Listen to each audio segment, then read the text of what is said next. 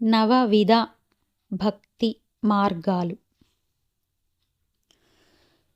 శ్రవణం కీర్తనం విష్ణో స్మరణం పాదసేవనం అర్చనం వందనం దాస్యం సత్యమాత్మనివేదనం.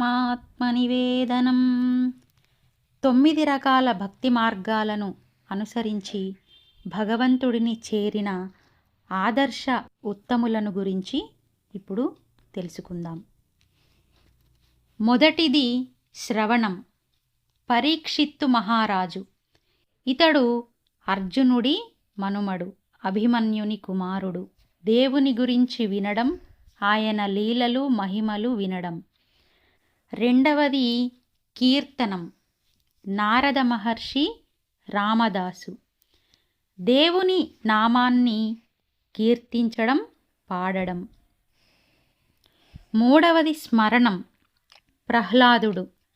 దేవుణ్ణి ఎల్లప్పుడూ స్మరించుకోవడం, మనసులో నిత్యం తలచుకోవడం. నాలుగవది పాదసేవనం. లక్ష్మీదేవి, లక్ష్మణుడు.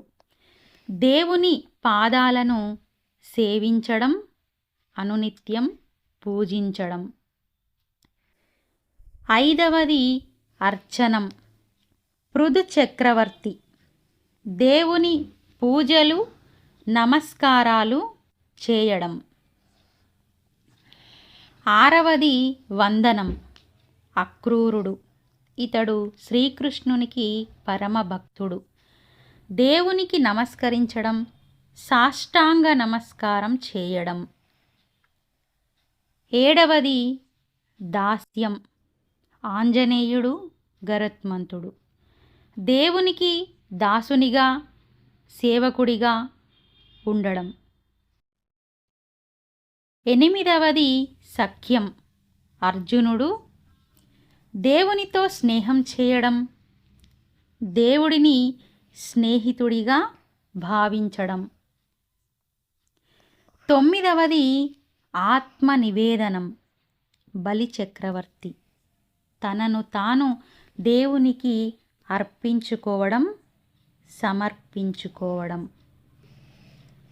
ఈ నవవిధ భక్తి మార్గాలలో నుండి మీకు నచ్చిన భక్తి మార్గాన్ని ఎంచుకుని భగవంతుని కృపకు పాత్రులు కాగలరు, మోక్ష మార్గాన్ని పొందగలరు.